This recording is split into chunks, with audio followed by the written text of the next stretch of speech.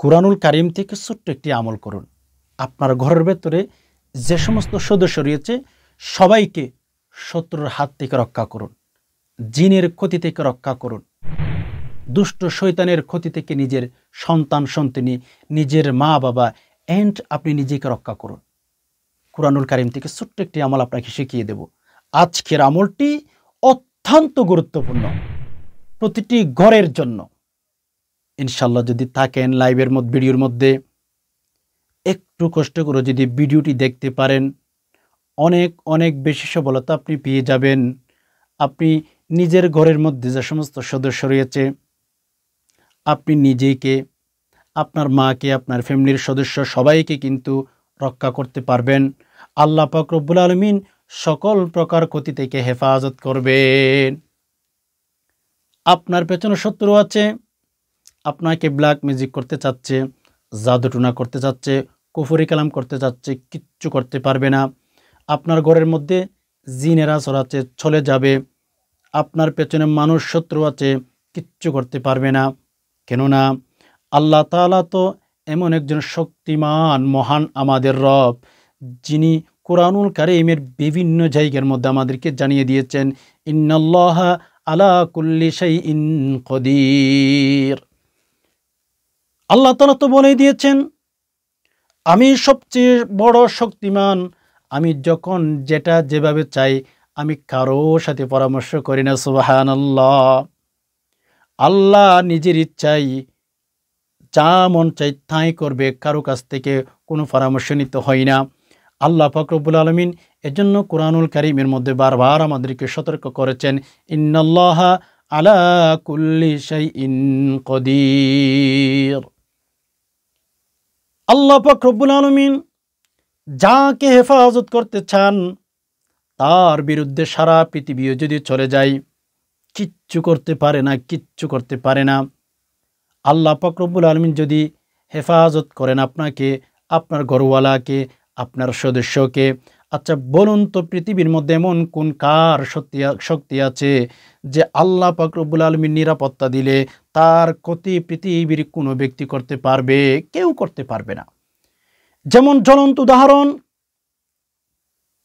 আমার নবী, আপনার নবী মুহাম্মদুর রাসূলুল্লাহ সাল্লাল্লাহু আলাইহি সাল্লামের ইতিহাস যদি আপনাদের সামনে তুলে ধরি, সহজে বুঝবেন, ঠিক না? পুরা মক্কার মানুষ প্রথমেই যেই দিন নবী আলাইহিস সালাতু ওয়াস সালাম নবুয়তের কাজ শুরু করলেন, এতদিন পর্যন্ত নবী আলাইহিস সালাতু ওয়াস সালামকে মক্কার মানুষ কলিজা দিয়ে ভালোবাসতেন, জীবন দিয়ে ভালোবাসতেন। নবীজিকে, নবী আলাইহিস সালাতু ওয়াস সালামকে আল আমিন উপাধি দিয়েছিলেন। হিন্দু আর খ্রিস্টান যে সমস্ত কাফের ছিল, তারা কিন্তু নবী আলাইহিস সালাতু ওয়াস সালামকে আল আমিন উপাধি দিয়েছিলেন।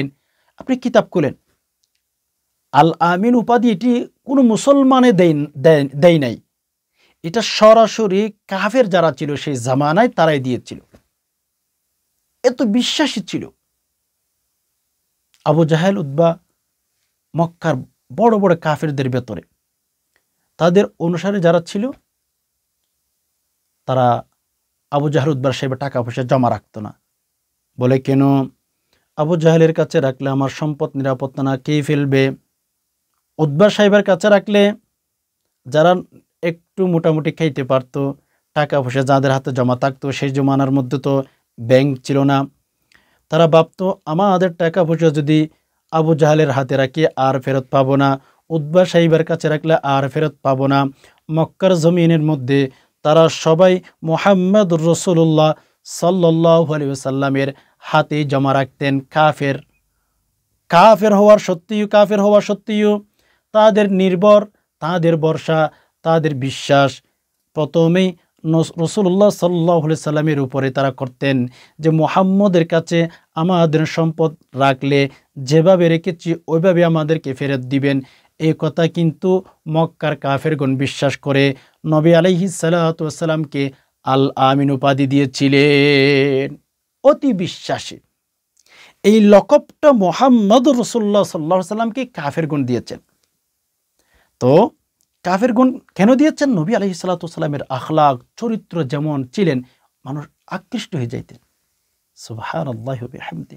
তো যাই হোক, তো মক্কার জমিনের মধ্যে যখন নবী আলাইহিস সালাম বললেন, কুলু লা ইলাহা ইল্লাল্লাহ তুফলিহুন, তোমরা লা ইলাহা ইল্লাল্লাহ পাঠ করো, তোমরা লা ইলাহা ইল্লাল্লাহ পাঠ করো, তুফলিহুন, তোমরা কামিয়াব হয়ে যাইবা, তোমরা সফলতা পেয়ে যাইবা। মুহাম্মদুর রাসূলুল্লাহ সাল্লাল্লাহু আলাইহি ওয়াসাল্লাম এই কথা বলতে দেরি হয়, মক্কার কাফেরগণ নবীর বিরুদ্ধে কথা বলতে দেরি করেন নাই। শুধু কথা বলে ক্ষান্ত হন নাই, রাসূলুল্লাহ সাল্লাল্লাহু আলাইহি ওয়াসাল্লামের দিকে পাথর নিক্ষেপ করেছে, বিভিন্ন বড় বড় কথা বলেছে। শুধু অপরিচিত মানুষ বলেছে সেরকম নয়, রাসূলুল্লাহ সাল্লাল্লাহু আলাইহি সাল্লামের বংশের মানুষগুলো কিন্তু নবীজির বিরুদ্ধে কথা বলা বলে শুরু করে দিল। একটাই দোষ নবীজির কি ছিল? সেটা হচ্ছে নবীজি ধর্মের কথা বলেছিল, আল্লাহর ইবাদত বন্দিগির কথা বলেছিল, যার কারণে কাফেরদের মাথা গরম হয়ে গেছে। নিজের রক্তের মানুষ, বংশের মানুষ নবীজির বিরুদ্ধে চলে গেল। নবীজি তো স্পষ্ট বলেছেন, আমাকে যদি মক্কার আমার আত্মীয় স্বজন না হয়ে কেউ যদি আমাকে গালি দিত, আমার বিরুদ্ধে যদি কথা বলতো, আমি সহ্য করতে পারতাম। আমার বংশের মানুষগুলো আমার বিরুদ্ধে চলে গেছে। এজন্য মেরে দোস্ত, এখান থেকেই আমাদের একটা কথাই বুঝতে হবে যে আপনি যে সমাজে বসবাস করেন, সবার মন জয় করে আপনি কখনো বেঁচে থাকতে পারবেন না। এমন কিছু মানুষ থাকবে, যেই মানুষগুলো আপনাকে নিয়ে ট্রল করবে, মজা করবে, হাসাহাসি করবে, সেই রকম সমাজের মধ্যে কিছু মানুষ পেয়ে যাবেন। এগুলো নিয়ে টেনশন করার কারণ নাই, এগুলো আদিকাল থেকে আসতেছে। আপনার বিরুদ্ধে, আমার বিরুদ্ধে মানুষ থাকবে, তবে আমাদের উচিত আল্লাহ পাক রব্বুল আলামিনের উপর ভরসা রেখে আমাদের জীবনটা চালিয়ে নিয়ে যাওয়া। আমি মুহাম্মদ রাসূলুল্লাহ সাল্লাল্লাহু আলাইহি সাল্লামের ঘটনাটা এজন্য বলছিলাম যে মক্কার কাফের আল্লাহ রাসূল সাল্লাল্লাহু আলাইহি সাল্লামের ক্ষতি করার জন্য এমন কোনো পন্থা তারা অবলম্বন করে নাই। উতবা, সাইবা, আবু জাহেল সবাই মিলে রাসূলকে নিস্তানাবুদ করে দেওয়ার জন্য, নবীজিকে দুনিয়া থেকে বিদায়ী করে দেওয়ার জন্য অনেক ষড়যন্ত্র তারা করেছিল। ইন্নাল্লাহা আলা কুল্লি শাইইন কদির, আল্লাহ শক্তি রাখেন, যেখানে মন চায় সেখানে, যখন বাঁচাইতে যাকে চায় আল্লাহ তাআলা তাকে বাঁচান। তো এজন্য আমরা যদি চিন্তা করি, রাসূলুল্লাহ সাল্লাল্লাহু আলাইহি সাল্লামকে ক্ষতি করতে পারেন নাই। আজকে আবু জাহল, উতবা, সাইবার অনুসারী আছে পৃথিবীতে? তেমন নাই, আছে তবে বেশি না, হাতে গোনা। আজকে চিন্তা করুন, সারা পৃথিবীতে রাসূলুল্লাহ সাল্লাল্লাহু আলাইহি সাল্লামের জন্য জীবন দেওয়ার জন্য হাজার হাজার মুসলিম আছে। আবু জাহল, উতবা, সাইবার নামটা পর্যন্ত সন্তানদের রাখতে কেউ রাজি না। এ তো পচা পচিয়েছেন আল্লাহ তাআলা। তো এই জন্য আল্লাহ রাসূল সাল্লাল্লাহু আলাইহি সাল্লামকে আল্লাহ পাক সকল প্রকার ষড়যন্ত্র থেকে হেফাজত করেছেন, সম্মান আল্লাহ রাসূলের বাড়িয়েছেন আল্লাহ পাক। তো এইভাবে যদি আমরা আল্লাহর কাছে চাওয়ার মতো চাইতে পারি, ইনশাআল্লাহ আমরা ঠকবো না। আল্লাহর কাছে দোয়া করলে কুরআনুল কারীমের মাধ্যমে আল্লাহ তাআলা দোয়া কবুল করে ফেলেন। উদউনি আস্তাজিব লাকুম। তো সম্মানিত দিনী ভাই বোন, আজকে আমি আপনাদেরকে যে আমলটি শিখিয়ে দেব সেটা হচ্ছে, আমি যেভাবে বলে দেব এভাবে আমলটি করবেন। কিভাবে করবেন? প্রথম নাম্বারে আপনি উযু করে নেবেন। উযু করার পরে আপনি ঘরের এক কর্নার দাঁড়াবেন। দাঁড়ানোর পরে আপনি ইস্তেগফার পাঠ করবেন, আস্তাগফিরুল্লাহ আস্তাগফিরুল্লাহ আস্তাগফিরুল্লাহ 3 বার।